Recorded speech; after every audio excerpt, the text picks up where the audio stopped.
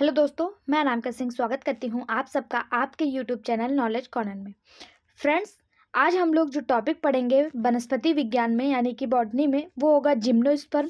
Gymnosperm के important question, चाहे वो अभी तक PGT, TGT, LT grade, GIC, GDC, DIET, D triple SB, NVS, KVS, Bihar PGT या फिर किसी भी एग्जाम में जहाँ पे पीजीटी टीजीटी लेवल तक के बॉटनी के क्वेश्चन आते हैं, उन सभी के जिम्नोस्पर्म से जितने भी क्वेश्चन पूछे गए हैं आज हम लोग इस वीडियो में कवर करेंगे।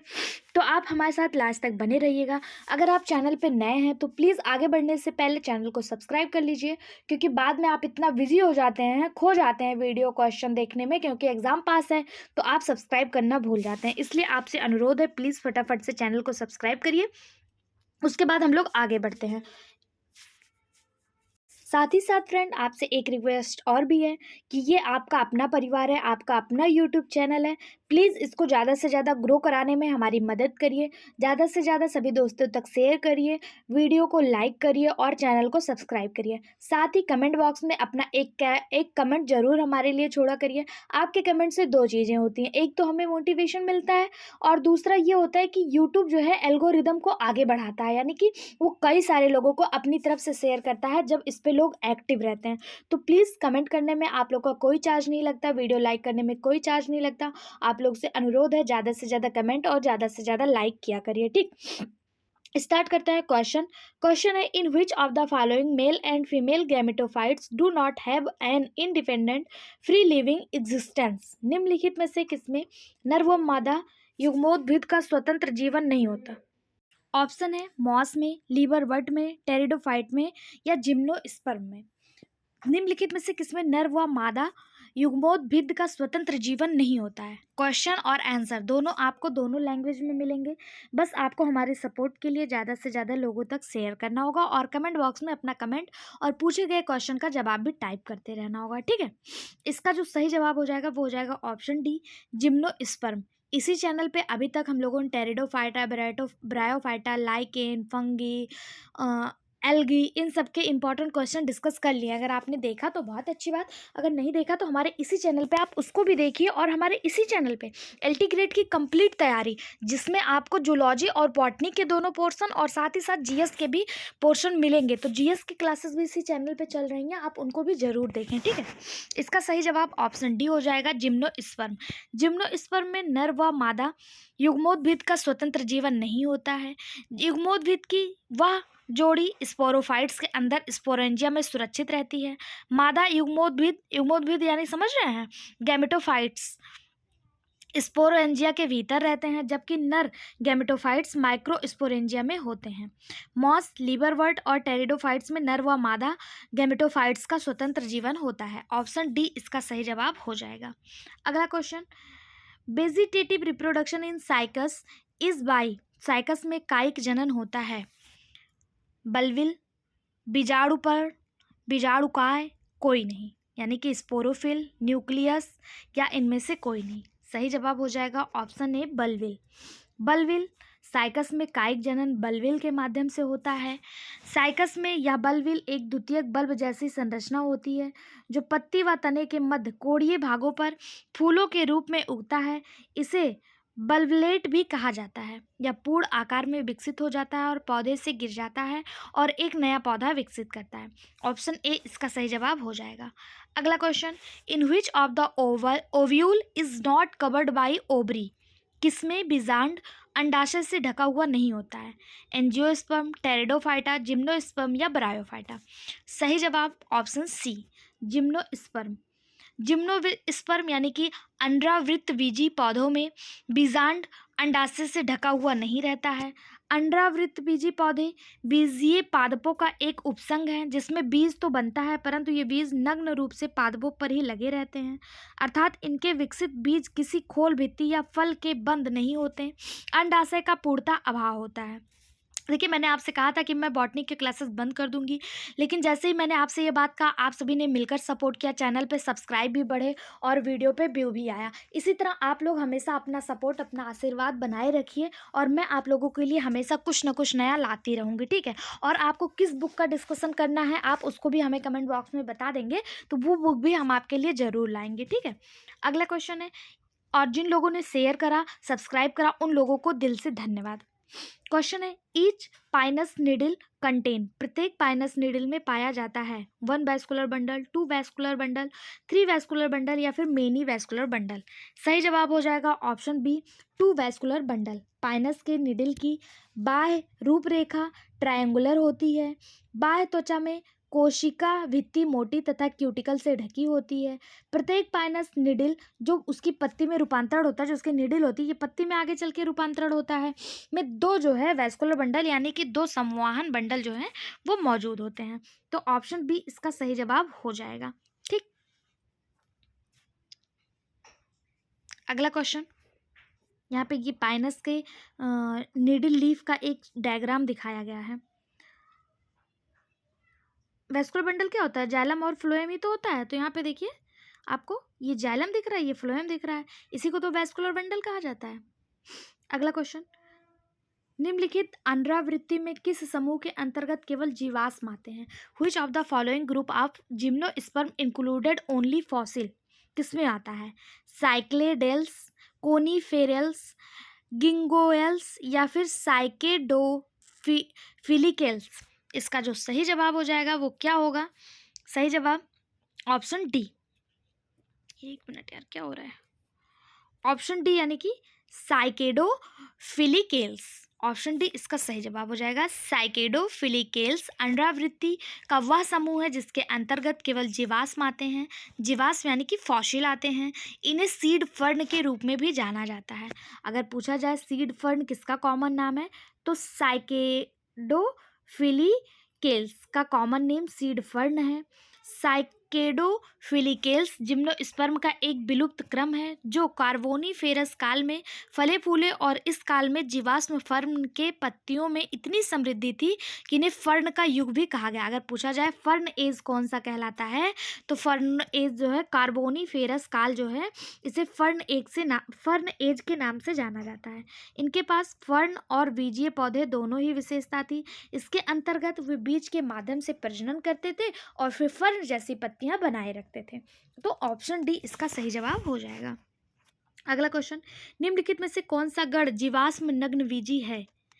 गिंगोल्स, कोनीफेरल्स, साइकेडोफिलिकेल्स या फिर नीटेल्स। कौन सा वह गण है, कौन सा वो ऑर्डर है जो फॉसिल जिम्नोस्पर्म है, यानी कि ओनली फॉसिल जिम्नोस्पर्म यानी नग्नबीजी है? इसका सही जवाब हो जाएगा ऑप्शन सी, जिसके बारे में अभी हम लोग पढ़ रहे थे, जिसको सीड फर्न के नाम से जाना जाता है। Sorry, option C, seed fern के नाम से जाना जाता है, साइकेडोफिलिकेल्स। ऑप्शन डी इसका सही जवाब हो जाएगा।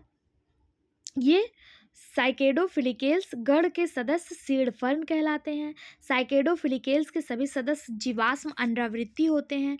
यह जीवाश्म नग्नबीजी का गण है। इसमें कुछ लक्षण फर्न जैसे तथा कुछ लक्षण नग्नबीजी पौधे जैसे पाए जाते हैं। तो ऑप्शन सी आपका सही जवाब हो जाएगा। Next question, example of living fossil is, जीवित जीवाश्म का उदाहरण है सेडर्स देवदार, गिंको देवदार, गिंको बाइबोला, कस्कुटा रिफ्लेक्सा, उपयुक्त में से कोई नहीं। एलटी ग्रेड बायोलॉजी जीआईसी 2012 में आया हुआ क्वेश्चन कि लिविंग फॉसिल का एग्जाम्पल कौन सा है? सही जवाब हो जाएगा ऑप्शन बी, गिंको बाइबोला जो है इसे लिविंग फॉसिल के रूप में जाना जाता है। यह एक लिविंग फॉसिल है, यह एक जिम्नोस्पर्म है। यह पौधे को विलुप्त माना गया है, किंतु चीन के जैंगजियांग प्रांत में इसे सीमित क्षेत्र में उगाए जाने के कारण इसे जीवित जीवाश्म की संज्ञा दी गई है। ऑप्शन बी इसका सही जवाब हो जाएगा।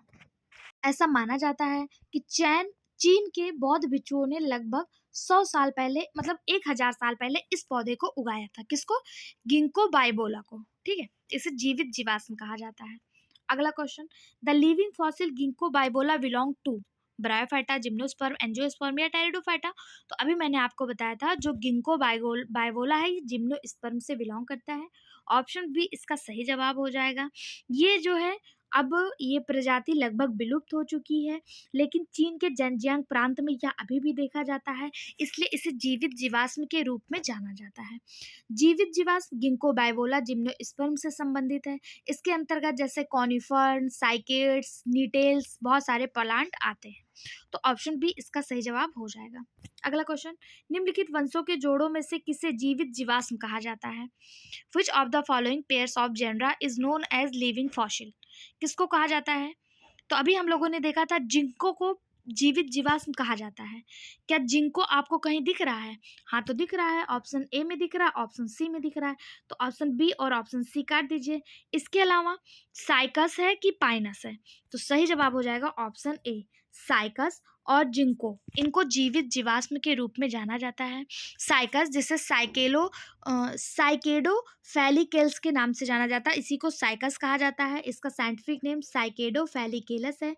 इसी को सीड फर्न के रूप में भी जाना जाता है। उसके साथ साथ जिंको, जिसे जिंको गोयल्स के नाम से जाना जाता है, ये दोनों ही जीवित जीवाश्म हैं। और जिम्नोस्पर्म, इनके नग्न बीजों के कारण इनका नाम जो है ऐसा रखा गया है। ऑप्शन ए इसका सही जवाब हो जाएगा। अगला क्वेश्चन, साहनी के किस आधार पर जिम्नोस्पर्म को दो प्रमुख समूहों में विभाजित किया गया? साहनी एक साइंटिस्ट थे, इन्होंने किस आधार पर जिम्नोस्पर्म को 2 मेजर ग्रुप्स में डिवाइड किया? बीजांड को अच्छी अथवा परिणीय उत्पत्ति पर, यानी एक्सियल और foliar origin of ovules, composition of would, resemblance of fern in general appearance, या फिर जनरल मॉर्फोलॉजिकल कैरेक्टर? किसके आधार पे शाहनी ने जिम्नोस्पर्म को 2 प्रमुख समूहों में विभाजित किया? तो इसका सही जवाब हो जाएगा ऑप्शन ए, एक्सियल और फॉलियर ऑरिजिन ऑफ ओव्यूल। बीजांड को अच्छी तथा परिणीय उत्पत्ति पर साहनी नामक वैज्ञानिक ने जिम्नोस्पर्म को 2 भागों में बांटा। वो 2 भाग कौन कौन से हैं? तो एक है फाइलोस्पर्म और दूसरा है एस्टीजियोस्पर्म। ठीक है, फाइलोस्पर्म क्या है? तो इसमें टेरिडोस्पर्म और साइकेडोफाइटा को शामिल किया गया है, और स्टैचियोस्पर्म में कॉनिफेरोफाइटा को शामिल किया गया है। ऑप्शन ए इसका सही जवाब हो जाएगा। अगला क्वेश्चन, अंडावृत्ति की स्त्री धानी में नहीं पाए जाते हैं। The archegonium of gymnosperm lack, मतलब जिम्नोस्पर्म के आर्चिगोनियम में क्या चीज़ है जो नहीं पाया जाता है? Neck and cells, neck canal cells, ventral canal cells, egg cells, या फिर जैकेट? सही जवाब हो जाएगा option A, neck canal cell.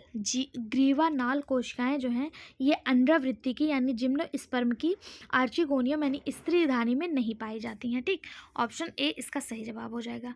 इनका यह प्रमुख लक्षण है। नेक कैनाल कोशिकाएं प्रायः ब्रायोफाइटा तथा टेरिडोफाइटा में उपस्थित होती हैं। आर्चिगोनियम ब्रायोफाइटा, टेरिडोफाइटा और जिम्नोस्पर्म तीनों में मादा प्रजनन अंग के रूप में यूज होता है, लेकिन जो नेक कैनाल सेल होती है केवल ब्रायोफाइटा और टेरिडोफाइटा में पाया जाता है, जिम्नोस्पर्म में नहीं पाया जाता है। इसमें ब्रायोफाइटा और टेरिडोफाइटा में नेक सेल जो है वो पाई जाती हैं। अगला क्वेश्चन, यदि पाइनस की जड़ में 20 गुणसूत्र पाए जाते हैं तब इसके भ्रूण पोष में गुणसूत्रों की संख्या कितनी होगी? सही जवाब इसका आधा यानी कि 10। पाइनस एक आवृतबीजी का उदाहरण है तथा इसका एक प्रमुख लक्षण यह है कि भ्रूण पोष निषेचन से पहले बनता है। यह हैप्लॉइड होता है, इसलिए यदि जड़ में 20 गुणसूत्र होंगे तो इसके भ्रूण पोष में गुणसूत्रों की संख्या 10 हो जाएगी, जबकि आवृतबीजी पादपों का भ्रूण 3n पाया जाता है, यानी ठीक।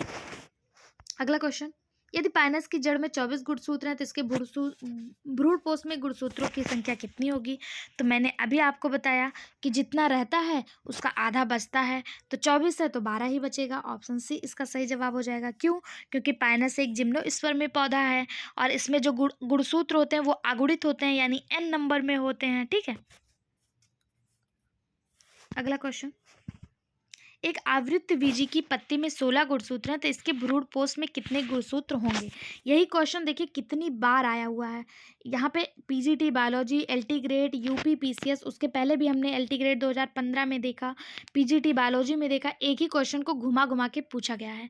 तो अगर अंडावृत्ति यानी जिम्नोस्पर्म के गुणसूत्र आपको जितने दिए होंगे और भ्रूण पोष पूछा होगा, अगर उसका एंडोस्पर्म पूछा होगा तो उसमें जो है इसका आधा कर दीजिएगा, यानी 16 का आधा 8 हो जाएगा। ऑप्शन ए इसका सही जवाब हो जाएगा। इसको कैसे निकालते हैं? ऐसे निकालेंगे, 2n = 16 हो जाएगा, तो n = हो जाएगा 16/2। इसको काट दीजिए, 2 × 8 = 16, 8 n = 8 निकल के आ जाएगा। ऑप्शन ए इसका सही जवाब हो जाएगा। जिम्नोस्पर्म आवृतबीजी की पत्तियां 2n होती हैं, जबकि आवृतबीज का जो एंडोस्पर्म यानी भ्रूणपोष होता है वो n होता है। ठीक है, अगला क्वेश्चन, यदि साइकस में सोमेटोस्टैटिक गुणसूत्रों की संख्या 2n है तो भ्रूण पोष कोशिकाओं में गुणसूत्रों की संख्या क्या होगी? देखिए, अब बात साइकस की जा रही है, तो अगर साइकस की गुणसूत्र 2n है और भ्रूण पोष में यानी कि एंडोस्पर्म में तो हमने बताया n होती है। ऑप्शन ए इसका सही जवाब हो जाएगा। अगला क्वेश्चन, आवृत्त बीजे की भ्रूण पोष सामान्यता होते हैं। एक ही क्वेश्चन कितने एग्जाम में, आप खुद देख लीजिए, 2002, 2003, 4, 5, 15, 16, 20, बहुत सारे एग्जाम में ये क्वेश्चन आया, इसे स्टार मार्क करिएगा। The endosperm in gymnosperm is commonly known as, कैसे होते हैं? तभी हम लोगों ने देखा था कि जिम्नोस्पर्म जो होते हैं ये 2n होते हैं और एंडोस्पर्म कैसे होते हैं? n होते हैं, n यानी कि हैप्लॉइड। ऑप्शन ए इसका सही जवाब हो जाएगा। आवृत्त बीज में भ्रूणपोष निषेचन से पहले बनता है और इस प्रकार भ्रूणपोष आगुणित यानी कि हैप्लॉइड होता है, जबकि आवृत्त बीज में यह ट्रिपल फ्यूजन के परिणाम स्वरूप निषेचन के बाद बनता है और इस प्रकार एक द्विगुणित ऊतक बनाता है। ठीक, अगला क्वेश्चन, साइकस के बीजांड में निम्नलिखित ऊतकों में से कौन सा हैप्लॉइड है? Which of the following tissue is cycas ovules haploid? कौन सा हैप्लॉइड है? पहला दिया है एंटीग्यूमेंट, न्यूक्लियस, भ्रूणपोष या फिर इनमें से कोई नहीं। तो इसका सही जवाब हो जाएगा ऑप्शन सी एंडोस्पर्म। साइकस के बीजांड में भ्रूणपोष आगुणित होता है। साइकस एक बहुत प्राचीन वंश साइकेडोफाइटा से संबंधित पौधा है। इसका बीजांड पादप में सबसे बड़ा होता है। इसका व्यास 6 से 7 सेंटीमीटर है। इसके बीजांड में भ्रूणपोष होता है जो आगुणित गैमेटोफाइटा ऊतक है और निषेचन से पहले बनता है।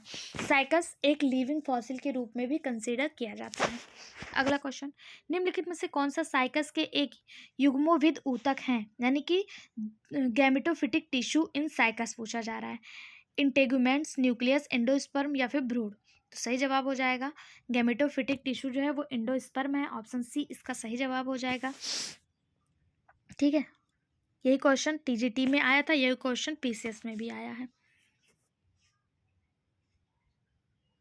अगला क्वेश्चन, जिम्नोस्पर्म में फल नहीं बनता क्योंकि? जिम्नोस्पर्म में फल क्यों नहीं बनता? उसमें परागण नहीं होता, वे बीज रहित पादप हैं, उनमें कोई अंडाशय नहीं पाया जाता यानी ओवरी प्रेजेंट नहीं होती है, या फिर निषेचन की प्रक्रिया नहीं होती यानी कि फर्टिलाइजेशन नहीं होता है। तो ऐसा कुछ नहीं है कि उनमें निषेचन नहीं होता, वो बीज रहित हैं, वो परागण नहीं, उनमें जो होता है ना ओवरी नहीं पाई जाती है, इसलिए वो नेकेड सीड प्लांट कहलाते हैं, इसलिए इसमें जो है फल नहीं बनता है। तो ऑप्शन सी इसका सही जवाब हो जाएगा। ठीक है, अगला क्वेश्चन, अगर पूछा जाए जिम्नोस्पर्म शब्द को प्रतिपादित किसने किया? तो अनरावृत्ति यानी जिम्नोस्पर्म को प्रतिपादित किया था थियोफ्रेस्टस। थियोफ्रेस्टस वही वैज्ञानिक है जिन्हें फादर ऑफ बॉटनी कहा जाता है, BOTANY, जिन्हें फादर ऑफ बॉटनी कहा जाता है थियोफ्रेस्टस। इन्होंने ही जिम्नोस्पर्म शब्द को जो है प्रतिपादित किया था। अगला क्वेश्चन, पाइनस में परागकण किस अवस्था में स्फुटित होते हैं? In pinus pollen grain dehisce at 3 cell stage, 2 cell stage, 4 cell stage या 5 सेल स्टेज? तो सही जवाब हो जाएगा ऑप्शन सी 4 सेल स्टेज, चाल कोशिकीय अवस्था में। परागण के समय सूक्ष्म बीजाणु या परागकण जो होते हैं वो केवल एक फ्रोथैलस कोशिका, साइकस, जिंको, एफेड्रा के बीज या फिर 2 प्रोथैलस कोशिका जैसे कोनिफेरस हो सकती हैं पहली 3 कोशिकीय वाली अवस्था में, और बाद वाली 4 कोशिकीय अवस्था में स्फुटित होते हैं। इसके अलावा कोई एंडेथीरियम नहीं है, इसमें शुक्राणु उत्पन्न होते हैं। चीड़ के पराग में एक दाने में 2 वायु कोशिकीय होती हैं, इसे हवा में स्फुटित करते हैं। अब पहली और दूसरी से क्या तात्पर्य है? पहली यानी जो हमने बताया आपको साइकस, गिंको, एफेड्रा के बीज, ये सभी 3 सेल स्टेज होते हैं, जबकि कोनिफेरल जो होते हैं, प्रोथैलियल कोशिकाएं होती हैं, ये 4 सेल होते हैं। ठीक है, अगला क्वेश्चन, साइकस के प्रशुक्रजन्य होते हैं यानी स्पर्मेटोजॉइड ऑफ साइकस आर कैसे होते हैं? टॉप शेप्ड, मल्टीसिलेटेड, बाइसिलेटेड, नॉन सिलेटेड या ऑल ऑफ एबव? तो इसका सही जवाब हो जाएगा ऑप्शन ए, टॉप शेप्ड, मल्टीसेलेटेड यानी कि लट्टू के आकार का, और मल्टीसिलेटेड होते हैं, बहुत सारी कोशिकाएं, बहुत सारी सीलिया जो होता है इसमें पाया जाता है। साइकस बीज पौधा करने वाले पौधे हैं जो अनरावृत्ति के अंतर्गत आते हैं यानी जिम्नोस्पर्म के अंतर्गत आते हैं। यह पूर्णतः द्विपक्षाविक होते हैं अर्थात नर और मादा अलग अलग होते हैं। साइकस में स्मैटोजॉइट्स पादप जो नर होता है वो स्मैटोजॉइट्स पादप जगत में सबसे बड़ा होता है। इनका आकार 180 से 120 माइक्रोमीटर तक होता है जो नग्न आंखों से भी दिखाई देते हैं। ठीक, अगला क्वेश्चन, इसका पीडीएफ आप हमारे टेलीग्राम चैनल से ले लीजिएगा और वहाँ से ये सारी चीज़ें भी देख लीजिएगा। बहुत इंपॉर्टेंट हैं ये सारी चीज़ें जो यहाँ पे लिखी हैं ना। सुइयों के आधार पर स्पर्म निम्न भागों में बांटे गए, जैसे यूनिफॉलियर, बाईफॉलियर, ट्राईफॉलियर, कोऑर्डिनेटरी फॉलियर, पेंटाफॉलियर, ये सब भी आप लोग पढ़ लीजिएगा। ठीक। अगला क्वेश्चन, पादप जगत जाति में सबसे बड़े आकार का नर गैमेट्स उत्पन्न होता है, किसमें होता है? तो अभी हम लोगों ने देखा था कि जो सबसे बड़ा गैमेट्स होता है वो किसका होता है? साइकस का होता है। तो ऑप्शन सी ही इसका सही जवाब हो जाएगा कि सबसे बड़ा मेल गैमेट जो है वो साइकस में पाया जाता है। अगर आपसे पूछा जाए सबसे बड़ा पादप अंड किस में पाया जाता है, तो वो भी साइकस में पाया जाएगा। सबसे छोटा क्रोमोजोम किस में पाया जाता है? शैवाल में। सबसे बड़ा बीजांड किस में पाया जाता है? साइकस में। ये भी इंपॉर्टेंट स्टार मार्क करिएगा, सबसे छोटा क्रोमोजोम किस में पाया जाता है? शैवाल में पाया जाता है। अगला क्वेश्चन, सबसे बड़े मल्टीफिलेटेड शुक्राणु किसमें होते हैं? इक्विसिटम, मार्सिलिया, साइकस या फिर ओफियोग्लोसम? सही जवाब इसका ऑप्शन सी, साइकस। सबसे बड़े मल्टीसिक्रेटेड स्पर्म जो होते हैं, मल्टीसिलेटेड स्पर्म, वो साइकस में होते हैं। इनका आकार 250 से यानी 250 लेके 300 माइक्रोन तक होता है और ये हमें नग्न आंखों से बिल्कुल दिखाई देते हैं। एल्टीग्रेड बायोलॉजी में पूछा गया क्वेश्चन है। अगला क्वेश्चन, दो निडल के साथ बौनी टहनी पाई जाती है, पाइनस जियार्डियाना में, पाइनस लॉन्गिफोलिया में, पाइनस मोनोफाइला में या फिर पाइनस सिल्वेस्ट्रिस में? दो निडल के साथ बौनी टहनी किस में पाई जाती है? सही जवाब ऑप्शन डी, पाइनस सिल्वेस्ट्रिस में। ऑप्शन डी इसका सही जवाब हो जाएगा। पाइनस सिल्वेस्ट्रिस में दो निडल के साथ बौना प्ररोह पाया जाता है। पाइनस सिल्वेस्ट्रिस जिसे आमतौर पर स्कॉच पाइन कहा जाता है। अगर पूछा जाए स्कॉच पाइन के नाम से किसे जाना जाता है, तो इसी पाइनस सिल्वेस्ट्रिस को स्कॉच पाइन के नाम से जाना जाता है। यह एक स्पोरोफाइट पौधा है जो जड़, तना और सुई जैसी पत्तियों में विभेदित होता है। पाइनस की पत्तियां दो प्रकार की होती हैं, बड़े सुई की तरह जो केवल बौने अंकुर के शीर्ष पर मौजूद होती हैं, और दूसरा पतले भूरे स्केल जैसे होते हैं जो लंबे और बौने दोनों अंकुरण पर मौजूद होते हैं। इसी को व्यवहारिक रूप से क्रिसमस ट्री के नाम से जाना जाता है। अगर पूछा जाए क्रिसमस ट्री के नाम से किसे जाना जाता है, तो इसी पाइनस सिल्वेस्ट्रिस या फिर स्कॉच पाइन को ही पाइन क्रिसमस ट्री के नाम से जाना जाता है, जिसको हम लोग 25 दिसंबर को डेकोरेशन के रूप में यूज करते हैं, जो अभी बहुत जल्द आने वाला है। ठीक। अगला क्वेश्चन, पाइनस का बीजांडधर सक्ल भाग होता है, मेगा स्पोरोफिल, माइक्रोस्पोरोफिल, ओव्यूल या फिर ड्रॉप सूट? सही जवाब ऑप्शन ए, मेगा स्पोरोफिल। पाइनस का जो बीजांडधर सक्ल है यानी कि ओव्यूलिफेरस स्केल है, वो कैसा होता है? मेगा स्पोरिक होता है। ठीक है, ऑप्शन ए इसका सही जवाब हो जाएगा। अगला क्वेश्चन, निम्नलिखित में से कौन अनरावृत्ति कास्ट का लक्षण नहीं है?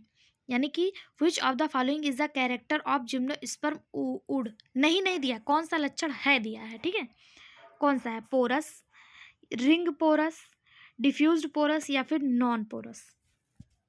सही जवाब ऑप्शन डी, नॉन पोरस। अनरावृत्ति यानी जिम्नोस्पर्म कास्ट में वाहिकाओं की कमी होती है, इसलिए इन्हें नॉन पोरस कहा जाता है।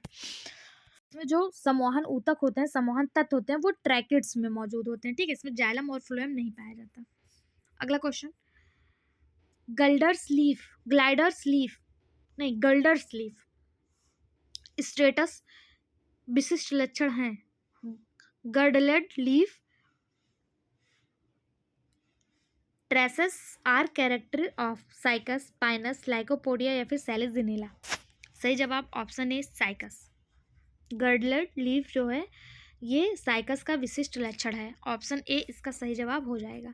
साइकस साइकेडोफाइटा से संबंधित है। इसमें दो प्रकार के पत्तों के निशान होते हैं, जिन्हें प्रत्यक्ष और गर्डल के आकार के पत्तों के निशान के रूप में जाना जाता है। लीफ ट्रेस जाइलम से पानी और खनिज को प्रकाश संश्लेषण के लीफ लैमिना में ले जाने में मदद करते हैं। ठीक, ऑप्शन ए इसका सही जवाब हो जाएगा। अगला क्वेश्चन, पर्णमेखला अनुपथ किसके तने की विशेषता है?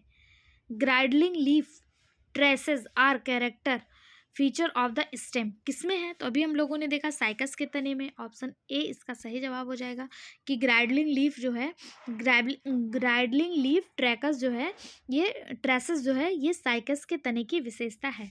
ऑप्शन ए इसका सही जवाब हो जाएगा।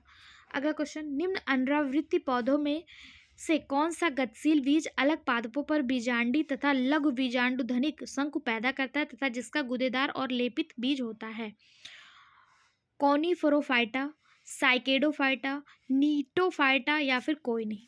इसका सही जवाब हो जाएगा ऑप्शन बी, साइकेडोफाइटा। साइकेड्स और गिंको दोनों ही प्राचीन अंडावृत्ति हैं जिसमें गतिशील युग्मक होते हैं जो विभिन्न पौधों पर गतिशील शुक्राणु पैदा करते हैं। अंडाकार और लघु बीजाणुधानु शंकु धारण करता है। इसमें गंधयुक्त मांसल बीज होते हैं। साइकेडोफाइटा जिम्नोस्पर्म का एक डिवीजन है जिसमें ताड़ के पौधे यानी कि पाम ट्री जो हैं के समान पत्तियों वाले पौधे शामिल होते हैं। तो ऑप्शन बी इसका सही जवाब हो जाएगा। अगला क्वेश्चन, कौन सा कथन साइकस के लक्षण का वर्णन नहीं करता है? ध्यान दीजिएगा, यहाँ पे दिया हुआ नहीं करता है। पहला दिया 2 काइंड्स ऑफ लीफ, 2 तरह की पत्तियां। दूसरा दिया मोनोसियस।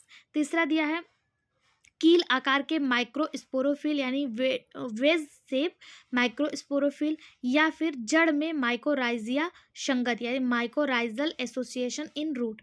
कौन सा जो है साइकस का लक्षण नहीं है? तो इसका सही जवाब हो जाएगा ऑप्शन बी, मोनोसियस। साइकस एक अंडावृत्ति पौधा है और साइकेडेशी कुल से संबंधित है। इसमें बिना शाखा वाले तने जो हैं वो मौजूद होते हैं। नर और मादा शंकु या जिसे स्ट्रोबिली कहा जाता है ये अलग अलग पेड़ों पर मौजूद होते हैं, इसलिए यह एक द्विअर्थी पौधा है यानी डायसियस है, मोनोसियस नहीं है। यही इसका गलत जवाब हो जाएगा और गलत होते हुए भी यही सही हो जाएगा क्योंकि पूछा है कि कौन सा नहीं करता है। ठीक है, अगर पूछा जाए मोनोसियस कौन सा होता है तो मोनोसियस पाइनस होता है। पाइनस पाइनस जो है ये मोनोसियस है। साइकस की अगर बात करें तो इसका पौधा स्पोरोफिटिक होता है। स्पोरोफिटिक मतलब होता है कि वह प्लांट जो जड़ तना और पत्ती में विभेजित होता है उसे स्पोरोफिटिक कहा जाता है। तो साइकस जो है ये जड़ तना और पत्ती में विभेदित होता है। साइकस में कोलोराइड्स जड़ें पाई जाती हैं। पत्तियां तने के शीर्ष पर सूक्ष्म रूप से मिश्रित और सर्पिल रूप में व्यवस्थित होता है। युवा पत्तियों में सर्सिनेट वर्नेशन मौजूद होता है।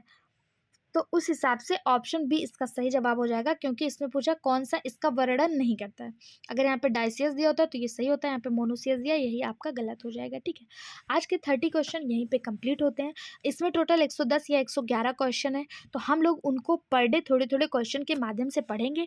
जिस दिन आपका सपोर्ट, प्यार, सहयोग कमेंट बॉक्स के माध्यम से, लाइक के माध्यम से, सब्सक्राइब्स के माध्यम से हमें ज़्यादा अवेलेबल होने लगेगा, उस दिन एक फाइलम को एक दिन में हम कंप्लीट करवाएंगे। ये मेरा वादा है आपसे, लेकिन उसके लिए मुझे आपके कमेंट, आपके सपोर्ट की बहुत ज़्यादा ज़रूरत है। वीडियो में बने रहने के लिए आप सबका धन्यवाद। जिस तरह आप लोगों ने इसके पहले का वीडियो शेयर किया, आई होप सो इसको भी शेयर करेंगे। Thank you.